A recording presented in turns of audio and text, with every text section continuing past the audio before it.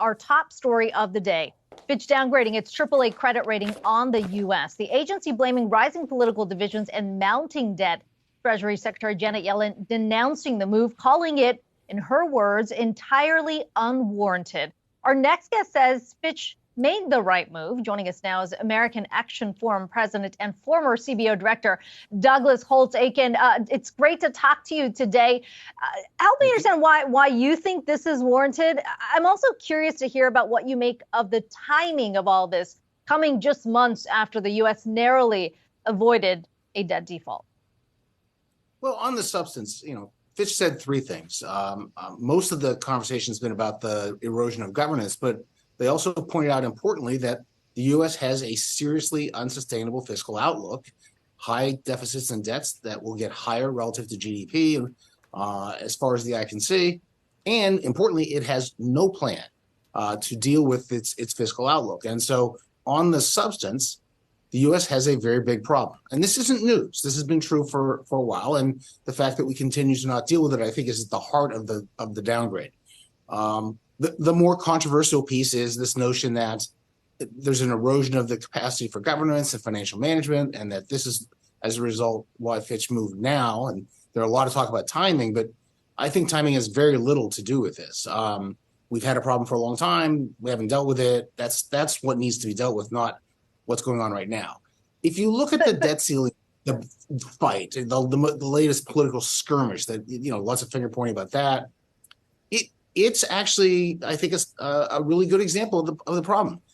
That got us a suspension of the debt ceiling until January of 2025. Great. That's the only good news out of that deal. Substantively, it did nothing to deal with the budget outlook because it didn't touch taxes. It didn't touch the entitlement programs, and those are the problems. It touched discretionary spending. That's not the problem in the federal budget. And those caps are unlikely to hold. Congress has never adhered to its own caps.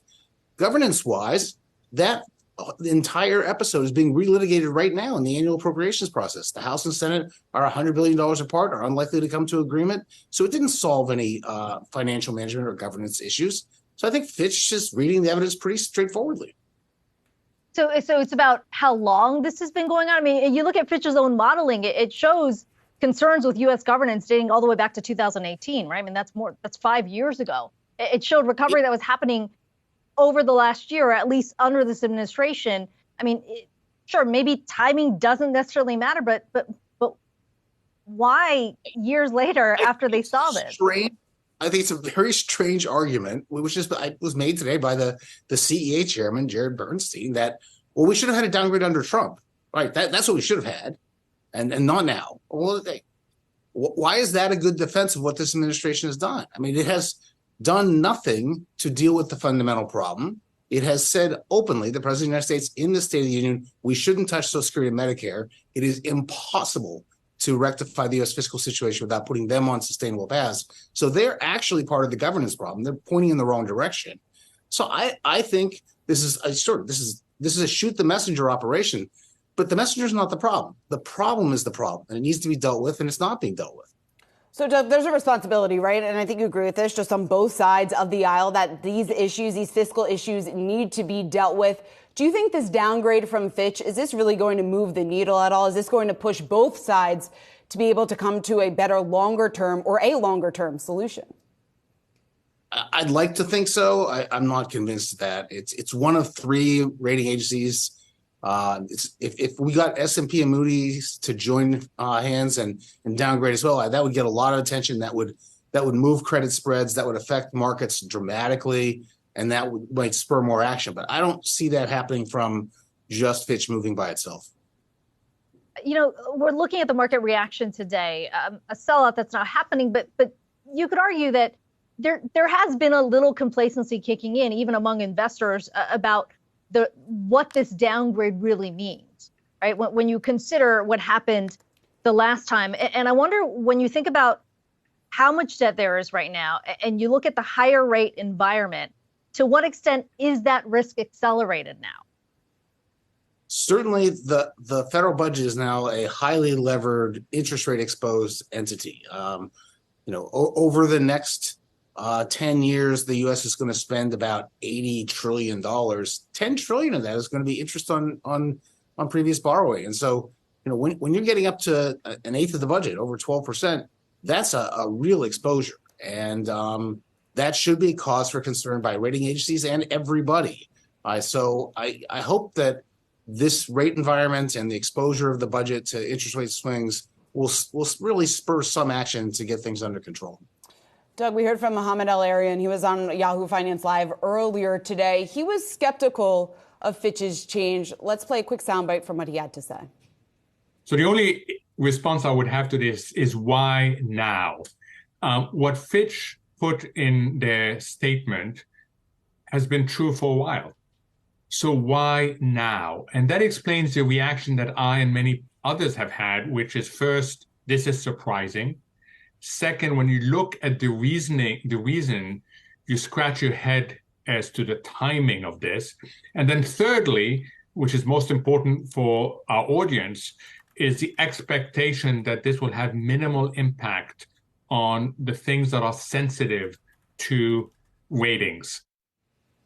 So, Doug, we can debate the timing all we want, but we are seeing some concern, at least right now, within the equity markets. But from your perspective, the economic implications of this, why this issue needs to be addressed, the risks that are associated with this, what's on top of mind for you? This is not something that is a feature of the landscape over the next 6 quarters, say. Fitch had in its press release a call for a recession. That's pretty irrelevant.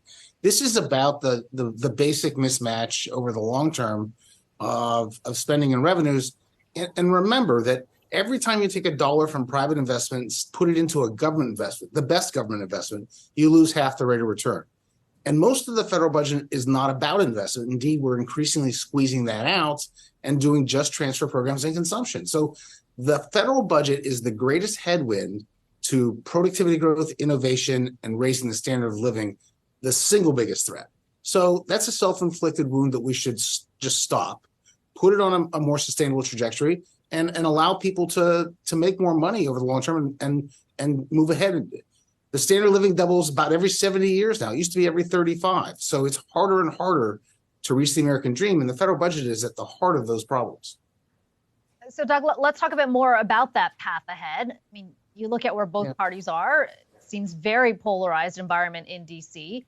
What are some of the cuts that they can agree to? I mean, how do you reduce this number if at the end of the day, spending is just way, has gone out of control? So the things that they are fighting about are the least important things in the federal budget. The annual spending on defense and non-defense discretionary. What matters is Social Security. Social Security is the trust fund will bankrupt in 10 years. That means a 55-year-old does not have any idea what he or she will get in retirement. That's a huge disservice. That's no way to run a pension program. On behalf of the beneficiaries, do a Social Security reform that puts on a sustainable path so that individuals can plan and the budget's not bleeding red ink. Medicare is responsible for 1/3 of all federal debt outstanding. It is not designed to be financially self-sufficient. It needs to be put on a sustainable path. It's a core part of our social safety net.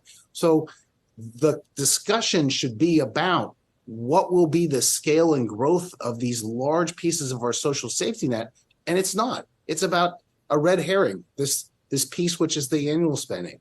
And we have to have a real conversation about the tax code. The 2017 tax reform is going to sunset in 2025 in its entirety. Is that something we want? Don't want? What's it going to take to be able to afford to keep rates at this level or have them go up for everyone? Those are conversations that we have, not the ones we're having. You think we can have that meaningful conversation a year out from a presidential election? No, I don't. I think the most telling thing about this is the average American has no idea there's a problem.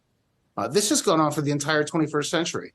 Under Presidents Bush, Obama, Trump, and now Biden, no one has said to the American people, we have a big problem and we need to deal with it. They have said other things. President Biden has continually proposed new programs that would massively expand the problem and without any cause or concern. President Trump said nothing. President Obama said, well, there's really nothing wrong with the federal budget as long as the rich pay their fair share. And President Bush said, well, the budget is about winning the global war on terror. So no one who holds the highest office in this land has put on the radar screen to the American public that they need to think hard about our fiscal future. And that, I think, is the fundamental problem.